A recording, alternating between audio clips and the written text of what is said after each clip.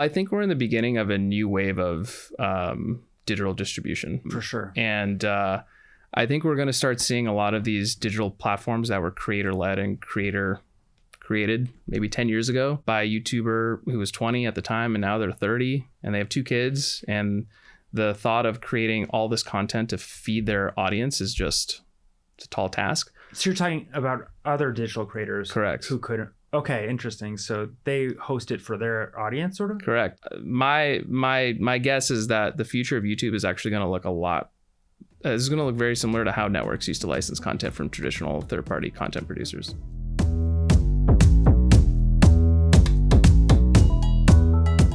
Hello, I'm Matt Grobar, and welcome back to Comedy Means Business. It's January 26th, and today we're looking at Stapleview, a company attempting to conquer the burgeoning arena of comedy made specifically for the digital space. Stapleview launched in 2022 as a very specific experiment, the first live weekly sketch show geared toward a TikTok audience. What started as a 5-week pilot period behind a Staples in Atwater Village, described by some as a Gen Z answer to Saturday Night Live, has since evolved into a broader studio and management model involving the translation of internet-native ideas into long-form IP across platforms. Along the way, Stapleview has become a useful case study in how comedy, technology, and capital are colliding in real time. Here today to discuss their creative and business approach to Stapleview 2.0, we have founders Sam Gray and Daniel Lantsman. Sam and Daniel, thank you so much for being here. It's a beer. Absolutely. Stapleview didn't start exactly as what it is now, which is like a studio, a management company, comedy focused. It began as like a first of its kind show for TikTok, right? That's right. A few years ago. And what was the impetus initially for that? The impetus for that was really, it was born out of an obsession of comedy that I was seeing on TikTok and a scene that was forming sort of from voices all across the country and the world, and just seeing a community building through all these creators and comedians knowing each other, collaborating, and finding huge, sometimes massive audiences on TikTok. And I became completely obsessed with that new developing scene. And basically what happened was I started reaching out to everybody that would listen and met hundreds of funny people from TikTok, and that snowballed into what the original version of Stapleview was, which was a live sketch comedy show primarily on TikTok. Yeah, so were you always someone who was just very comedy focused? Yeah, I've been working in comedy for pretty much my whole career. I worked at Broadway Video for Lorne Michaels, and I was a manager at Entertainment 360 for a few years, always focused on comedy, and it's always just been a passion of mine. And that's really always been my main focus. I guess there might be a perception among some that younger viewers, Gen Z or whatever, they just want the infinite scroll. Like, why did you think like a live weekly sketch show would be kind of interesting in that context? It was a proof of concept to really where we are now with the company, but I thought it was interesting to bring comedians together. You know, at that time there were. It was sort of like in the midst of the Hype House era, and nobody was doing it for comedy, or nobody was doing it. Nobody was trying to do it for comedic purposes, and nobody was doing it as like tried and true comedy, like writing comedy together in on TikTok as a group. So that was really exciting at that moment, and it was really a proof of concept to see what would happen when we brought people who were making things online primarily, and people who I had worked with in the more traditional space in the past together, to see what would happen if we did like legit comedy on TikTok. How did your experiences in the traditional space at like Entertainment 360, Broadway Video inform what you've gone on to do here? I think primarily it's, you know, as a manager, and when I was working at Broadway Video, you know, I think as a manager, you're always looking for new voices and searching, just trying to discover new voices. I think TikTok is the greatest place to discover new voices. It was just like it exploded that notion really quickly. And at Broadway Video, I think, that SNL was obviously extremely important to that ecosystem, and that's also all about talent discovery. So I think that's always been sort of like the thesis and the genesis for everything we've made. But in a certain way, like, how did you come to this sort of notion of, I guess, meeting the creators where they are versus just trying to plug them into a system? We met the audience where they were, really, with the creators we were working with, because they were on TikTok, and the people we brought in were all making comedy on TikTok. So I think it was really, it was where the comedians were, and it was where the audience was. So we wanted to meet them where they were at that moment. Any interesting experiences at Broadway Video? What was that like? That's a pretty amazing. It was the greatest opportunity. It was the greatest place. I absolutely loved working there. I was here in LA. I was doing film production and development for Lorne, and I got to work with people in and around the SNL universe, which has always been my absolute. It is the pinnacle for me. So getting to work inside that space was the greatest. I learned how to develop comedy there, and got to learn how to make things. It was invaluable, and I think it was a great training ground. So it's got to be taken as a big compliment when people have equated Stapleview to SNL, like a younger version of SNL. Yeah, I think it's exciting to be compared to that. I think it's thrilling. Yeah. I gotta acknowledge, your father is like was a legend of this business in comedy and management, and then at Paramount, running Paramount. I mean, I don't know if you were a teenager when he passed, but like, did you talk about the business? Like, what did you take from him? No, I was well into my 20s when he passed, and I would say I learned almost everything from him. And he was a talent manager as well, and a producer, and then an executive. And I talked to him all the time about everything, and I knew everything that was going on at work with him, and vice versa. And he was just a great mentor. And you were sort of around this whole heyday of like comedians repped by Brillstein Gray, right? Yeah, I was around, I guess. Yeah. Did you get to experience like some of that firsthand? Certainly, yeah. I mean, I was in and around his office, and there were certainly a lot of people that I grew up around that were comedians or in the business and everything. So I was, I was enmeshed in that a bit, and I think just through osmosis, it was a lot of osmosis, just seeing what was going on around me growing up. Well, in terms of like developing content initially, and then we'll get to the second incarnation of the company, but like, how did you find that process in terms of developing material for a social media platform? Walk me through some of the specificities of that. Yeah, well, early on, we went from the sketch show, and we've sort of built off of that. Daniel and I met a little over 2.5 years ago now. Is that right? I think so. Something like that. Yeah. And Daniel brings completely a complementary thing to our business, where we have very different backgrounds. We've been working in and around the media business for our whole careers, and basically we met and we put a plan together to really expand the business beyond just doing live sketch on TikTok. And I mean, we can talk a little bit about how we did that. Sam and I have very complementary backgrounds for sure. I spent a decade in private equity, primarily focused on media and entertainment, and before then was working at studios and operating companies like Skydance and Stars, doing M&A and corp dev and things like that. And I met Sam in September of 2023 through a mutual friend. I saw what he was doing with Stapleview, the initial incarnation of Stapleview, which was the live sketch show.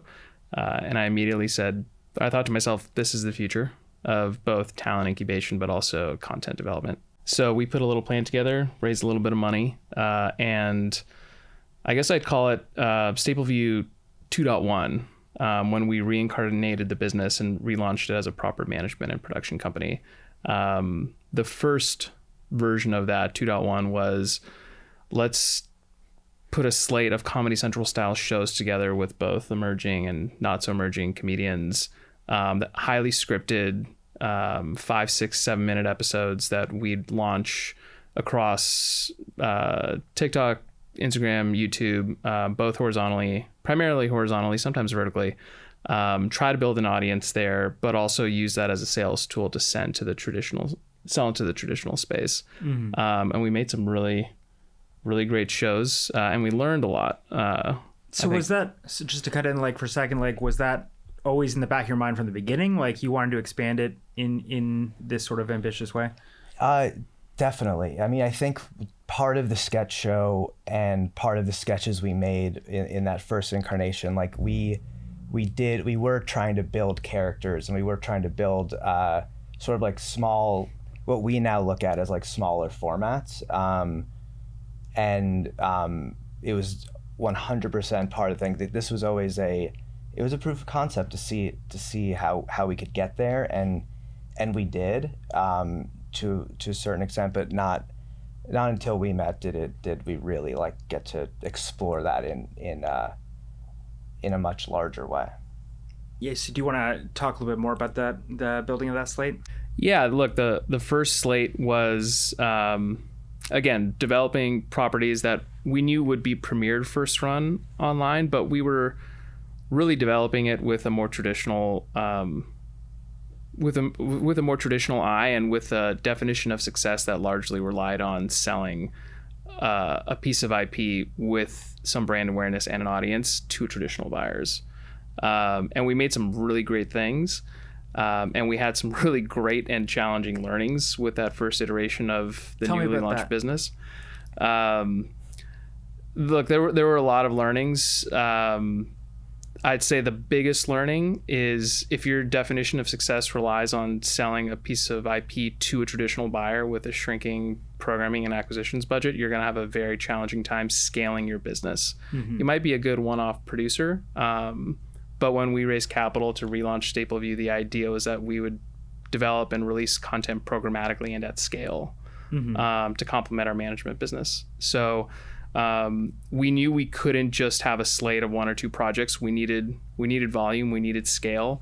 And that means, when you're releasing something online, digital first, whether it's vertical or horizontal, what we learned is you need enough episodes and you need enough concept and talent repeatability so that you get that algorithmic push, whether it's on TikTok or on YouTube. And we're always thinking in terms of price per minute. And when you look at our slate now, whether it's a parasocial podcast, a slightly unscripted format, or something as scripted as Spilling Your Seed, the price per minute there is a fraction of what our first slate entailed. So now when we roll stuff out, we commit to 4, 5, 6 months of content because we've gotten the price per minute down.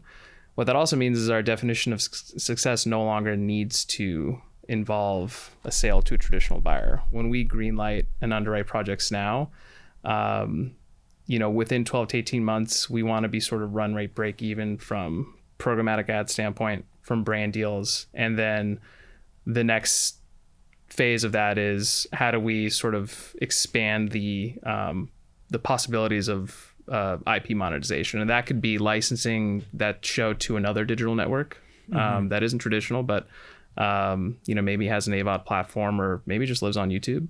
And then it's also taking that digital format and turning it into something that's live. Okay. Yeah. Wait, can you expand on the brand? I guess you said brand partnerships. Yeah, Yeah, talk about that a little bit more. sure. One of the things that we're doing when we're building out our slate, not only for each individual show, but for our constellation of Stapleview channels, both like flagship and all the individual show channels, is we're building an audience. Now we've built some pretty interesting audiences so far, some of which have come in unexpected ways, some of which were pretty, we were pretty intentional about it. But the end result after the last, I would say, 10 months of content releases and probably, I don't know, 7 or 8, maybe 9 shows that we've released across the spectrum, is we've developed a pretty unique audience that we can now sell to brands who want to sell their product or their service in a more integrated way than Meaning just a paid advertisement or advertisement. Yeah. what would you say has been like the most successful effort so far as like the content?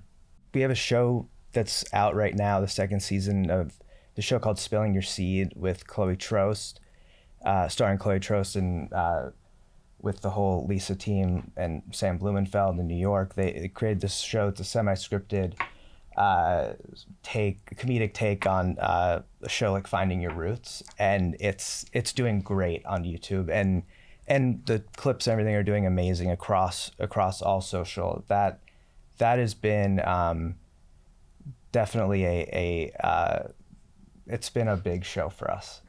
It's off to an amazing start, and we're continuing to make more episodes through the rest of the year. So yeah, how do you measure the success exactly of a show when you're starting out and you're still building your audience and the financial potential maybe of it, or the creative potential? Like you're starting out and it's building over time, right? Yeah. So how do you kind of look at it and know you're on the right track? There are a few objective and subjective metrics that we use. Objectively, it's how quickly are we getting to the monetization levels where you can actually begin to monetize programmatic ads on YouTube and TikTok. How quickly are you doing that relative to other shows? There's more anecdotal evidence when people start reaching out to you before your first season's up to see if you can turn something into a live format or to license second run of your show. That's pretty good evidence that you're onto something. And then we look at, the full suite of digital optimization metrics. We like to see engagement, both across vertical and horizontal. We like to see high click-through rates that over-index relative to maybe something that's more of a cheaper parasocial podcast.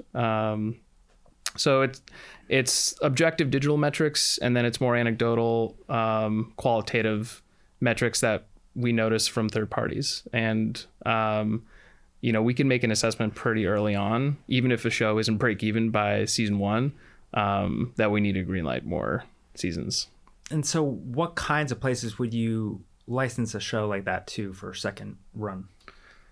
Well, I think we're in the beginning of a new wave of digital distribution. For sure. And I think we're going to start seeing a lot of these digital platforms that were creator-led and created maybe 10 years ago by a YouTuber who was 20 at the time, and now they're 30, and they have 2 kids. And the thought of creating all this content to feed their audience is just, it's a tall task. So you're talking about other digital creators. Correct. Who couldn't. Okay, interesting. So they host it for their audience, sort of? Correct. My guess is that the future of YouTube is actually going to look this is going to look very similar to how networks used to license content from traditional third-party content producers. Super interesting. And like, there's a weird thing happening with Netflix now where it's like they're going in a whole different direction in a lot of capacities. But in one sense, when you look at them picking up podcasts, and it's like, that makes a lot of sense. You like taking content that is more cheaply produced, that still has great engagement.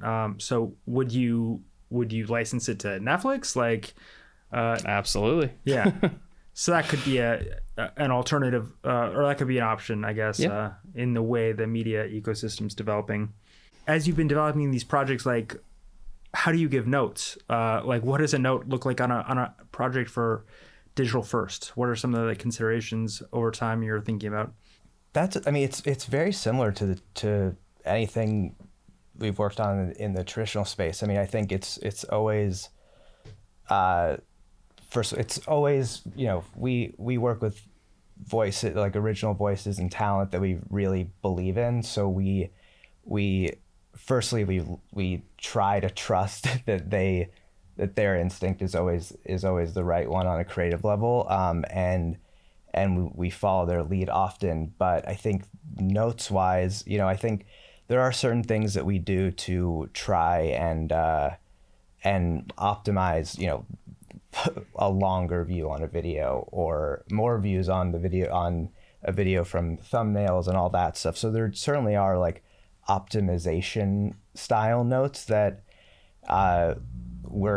we've been doing, and we've been learning and getting more information. It changes all the time with yes, exactly, algorithmically, but yeah, I was gonna ask about that because so you have to keep tabs on that because all these platforms are constantly changing the rules, I guess. Definitely. I mean, and they don't really tell anybody when they do. So you just kind of you learn, and we iterate on the stuff we're making, and but we've been trying to find creative and creative, funny ways to serve those needs of on the platforms we're posting on. But notes wise, we as a group we really we believe in who we're working with, so we try and be hands off, maybe not totally hands off, but we follow their lead. What has been your process in scouting new talent? Well, we scout talent in a number of different ways. We're on TikTok all the time. We're on Instagram. We're on YouTube. We're out all the time at shows around LA and New York and Chicago and Toronto. And that's really what it we find that there's we feel like we know it when we see it. We're confident in the people we're working with, and there's a really exciting thing going on where you can meet someone online and get introduced to their voice online, and then you go see them at a theater or a club, and there's an elevation to what you've seen online, or it can go vice versa now too, where there's an elevation of somebody you've seen on stage, and you can go on TikTok and see them take their voice in a completely different medium, and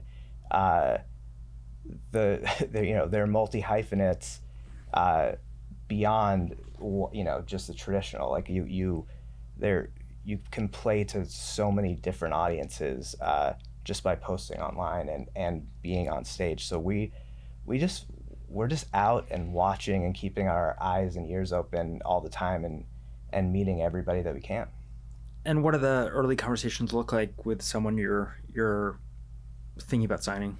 The early conversations really are what do you see for yourself? What's your dream project, and whose careers do you look up to, and how can we add value, and how can we be out there trying to make those hopes and dreams come true? As cheesy as that sounds, it's true. How do you think about how you guys can add value that's unique, but given the vantage point at which you're coming at the business? I think we have a lot of interesting ways that we can add value. I mean, we have a strong foothold in the traditional space, and we have a really strong foothold in the digital space. And I think those two things are enmeshed so much right now. And I think having an eye on both of them, and knowing how to optimize online and knowing how to optimize in traditional, coming from both places, it's not trying to find an audience online is not it's not easy, and it's not sometimes it's really hard and extremely time consuming. So we can help really push through a lot of those barriers pretty efficiently. What are your thoughts in terms of advising someone on how to build, like a young comic, how to build a durable business rather than just go viral once or twice? How do you build something sustainable and long term off of that? That's a great question. I think for digital and social specifically, I think, there are so many different verticals and so many types of creators and audiences. It's infinite at this point. And I think doing it sustainably now, I don't think, at least the way we work generally, we don't see it as, this is a digital only client. Like we need to be able to see the whole trajectory from start to finish. I do think we would tell that individual, and we have told clients a version of this, but and I think adding on to what Sam was saying, you need to be able to perform in multiple venues simultaneously. So you can't just say, I want to have a digital business. And by the way, if you do just want to have a digital business, you better be ready to work, because it's going to require a lot of content consistently at the right cadence, both vertical, horizontal. And by the way, in order to support that business, there's so much administrative work that's required. That's actually been one of the biggest tools we've sort of provided to some of our management clients, because they're producing so much and they don't realize how much time it takes to edit, clip, administer, do the social strategy. So, I mean, one of the things we've told our clients is, look, we want to support you on the digital side. We want you to have that big business, but it is work. And then, in addition to that, it's how do we take, whether it's a character, a show, or a concept that you're doing online, how do we then do that live? Because it's the same audience, just with a different touch point.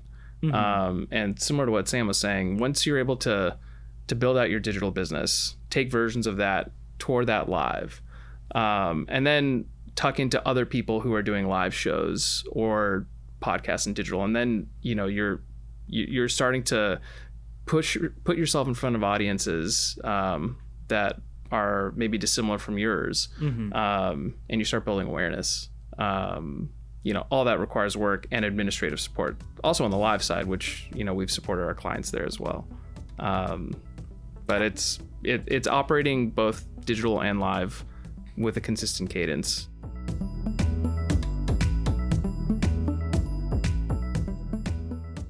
How do you think about what you are interested in doing in the traditional media space? Because when we first met maybe a couple months ago, my sense was that, at least you're thinking we're not relying on the traditional space, which is going through a lot of challenges. We're trying to lean in first to digital, and then if there are traditional opportunities to build off of that, great. But how do you think about what you would do in traditional film and television, or what have you? We, on a client level and on a more production studio level, we really, we support our clients in development and getting things off the ground and producing with them as well. And we have movies and TV shows that we're working on our clients with, sort of in the traditional space all over the place. And as a company, we're developing things with our clients, with any, with people we have relationships with, that we can really, but we have to be really, specific on those projects, because it's not easy to sell show at the moment. So you really have to have the right auspices. We can also put some production resources behind proof of concepts for the traditional space, which we've been doing. So it's really like finding the right voices, finding the right people to work with, and finding not just a great but a saleable idea to take out to market. Is the ethos, by the way, of what you're doing in the production space now similar to what you were doing when you first started? Like, it seemed kind of like DIY, hands-on, like sort of premium aesthetics, I guess, but like at a reasonable budget. Is that sort of the gist now? Yes. Short answer, yes. Yeah. We've done an interesting roundabout, which is even more ironic now that we've relaunched our sketch group. Yeah. Yeah. Can you talk about the fundraising process? It seemed like there were a couple different steps of that, right? Like you raised a big round of funds involving people like Steven Spielberg, and then there was a separate deal. What was it? Blink 49. Yeah. Mm-hmm. Could you break that down a little bit? Sure. In January of 24, we set out to go raise a little bit of capital to see if we could properly launch Stapleview into a business, which ultimately led to the launch of our management and our studio segment. And we went out to a whole host of investors, a lot of ex-media guys. Steven Spielberg was part of the round, and I think they liked the direction we were going in. They saw that the things that we were excited about had strong tailwinds behind them, though the economic model hadn't been figured out yet, and that was true of the industry at large. But they believed in Sam and I, and they were excited about comedy, and they were excited about empowering young comedians.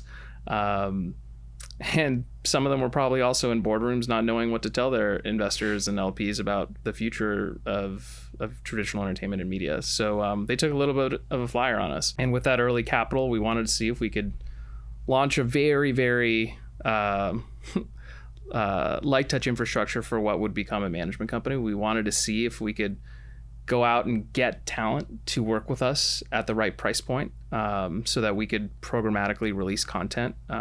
We didn't want to raise this money and take 6 months or 8 months to release one show. We needed to do a lot of shows and prove that we could release them often. Mm-hmm. And we wanted to show that, using both the projects that we're producing in our studio, that, we could help showcase talent in a way to help get them into something more traditional or another exciting digital project. And we ultimately succeeded on some really cool success metrics within a matter of months post-launch, and that allowed us to raise another round of funding in a much shorter time frame. And that was led by Blink. So they were reacting in a way to the results you had already achieved. Mm-hmm. Okay. Yeah. And then, is there any piece of guidance that was really helpful, maybe in the early days or what have you, from the board you put together and everything? I mean, of course, these were very seasoned operators, and we would talk to them frequently. I think one of the biggest pieces of advice we got early on was to be very focused on what you're trying to achieve, because you can't boil the ocean. Especially with the limited resources we had, both from a human capital standpoint and from a physical capital standpoint. Mm-hmm. So we had to be really focused on how we were allocating our time and what kinds of show we were investing in, where we were putting our dollars. Mm-hmm. And we needed to also be focused on sort of how we were guiding the team and what we wanted them to put their energy towards. And that was a pretty big piece of advice. I think so. I mean, it was so exciting to be able to go make things with amazing comedians. There's so many amazing voices and comedians. Focus was a huge thing for us at the beginning. Yeah. And what is the timeline with the Blink 49 deal? Because you were making sort of a Canadian production hub and things there was a lot to that deal, right?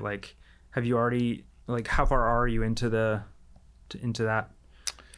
We met Blink, in the later part of 2024.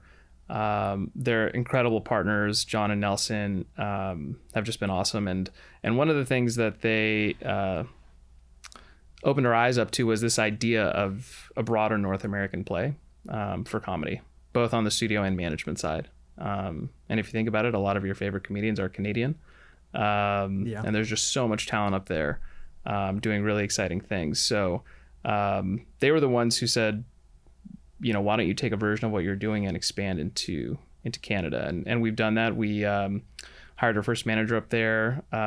We're putting together our first slate of studio projects up there, and we expect that it's going to continue to be a meaningful part of our business going forward. So, I mean, comedy in the film space, especially in the traditional, has been kind of stagnant. It would be so exciting to see more comedies made routinely again. Do you think there's something to the models you're exploring that could maybe make that more viable? I've been thinking about making films at different lower budgets and trying to, I don't know, do things a little bit differently, not relying on maybe Jennifer Lawrence level stars or something, because that kind of is budgetarily constraining, I guess, and can make success difficult. But I don't know. Like, could you talk maybe about the models and the potential in messing around in film a little bit? I think for comedy, keeping the budgets low and betting on the talent is key.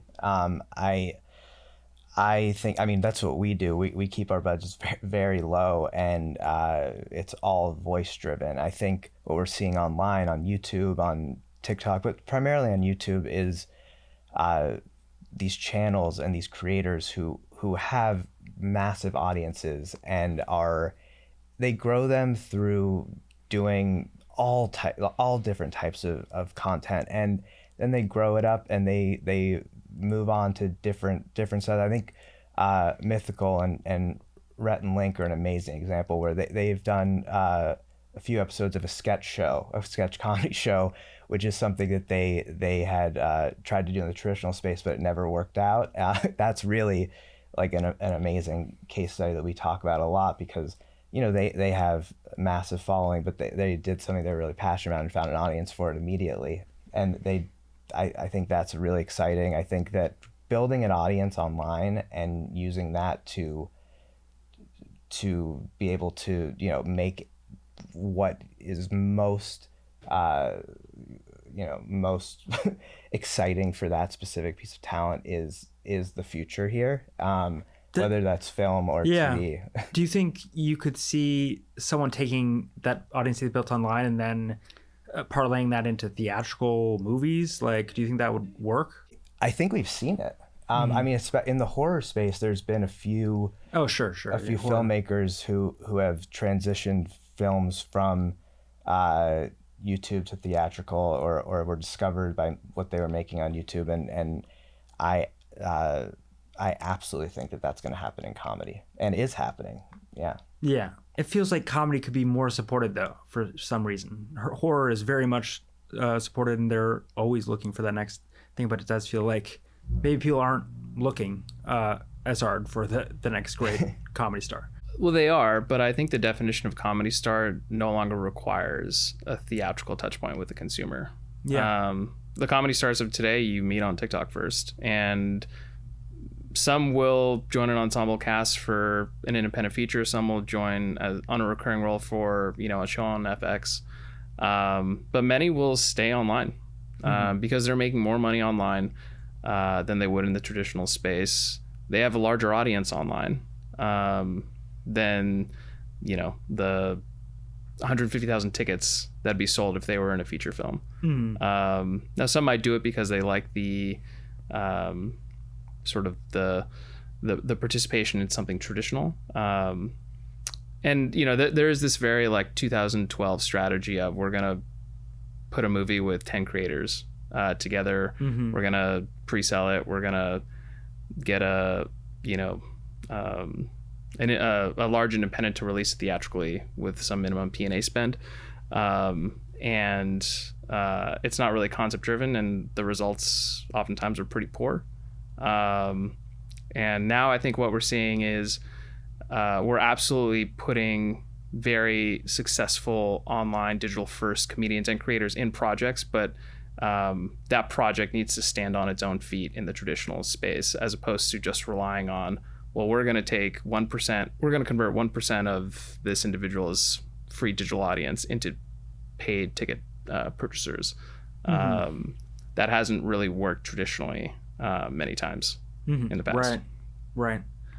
I wanted to ask about Jane Wickland. She's like a big breakout star. Like, she's someone who is an interesting case because she went from Stapleview to SNL, the traditional media. So like, what does her story reflect about, I guess, Stapleview and your ambition and the potential for the company, I guess? A lot. I think, Jane is brilliant and hilarious, and was making what I thought, 3-4 years ago, was making by far the best comedy sketches on TikTok.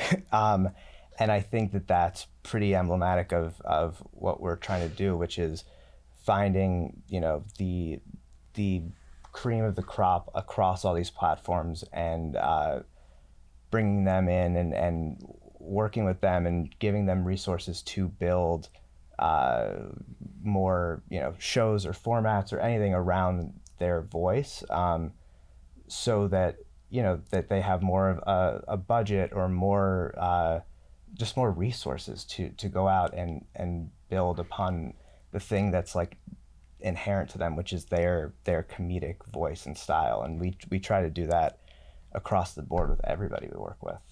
Who are some of the people you see as up next now, like following in her footsteps or what have you? Like who are some of the people coming up in comedy that maybe aren't overly exposed at the moment but you're excited about? That's a great question. I mean, there's so many. I think a couple of people that we work with in particular, there's a group that also makes some of the greatest TikTok sketches that there are, named Tiny Idea, who have also an amazing live show. They're three amazing comedians who are just so funny together, and they've translated to the stage. They have some really extremely exciting projects coming up, but it all started just from them making things online together, and they're now going to hopefully soon we'll announce there's a couple upcoming projects where they've transitioned out onto a larger platform. We work with a comedian named Joey Dardano, who's part of the Stamptown universe that will be at Netflix as a joke. Right. And gosh, there's so many people. I could go on and on. Love it. So one thing you've experimented with, it seems like, is the talk show format. Can you talk about that and how we make that fresh and compelling to today's audience? Because it seems like it's in a transitional period, if nothing else, where these companies need to figure out what is that for the next generation. I think that what it is and what we're seeing online is there's a big gap of, you're seeing authenticity online, on whether it's on Hot Ones or Adam Friedland's show, which I think is an incredible talk show on YouTube. We're working on a couple of things in that format as well, and I think just having a slight differential to what we've been seeing on TV for the last however long in the traditional talk show format, and seeing people that you want to just see a different side of or a different angle of is so exciting and compelling. On our show Spilling Your Seed, we get to show people their ancestry, whether it's real or not. I'm not sure, but it's really funny, and it's just like a slight spin on that traditional format that it's just exciting for people to watch. What's the latest in brand partnerships for Stapleview generally? Like, I know you had worked with KCRW in the Laugh Factory, right? It's like early on. Mm-hmm. Is there stuff like percolating in that sort of space? We have a lot of upcoming brand sponsorships that are on our podcast or on some of our formats. That I don't know if we're ready to announce any of them just yet, but we're definitely diving deep into that, and as our formats grow, we'll have more and more of those. What can you share as far as like where you're scaling to next? We discussed you're building you're putting together a podcast studio. Like, what are some of the things on your mind as far as new formats, new talent, new infrastructure, any of that as you continue to scale? One exciting thing that we just relaunched is our sketch group.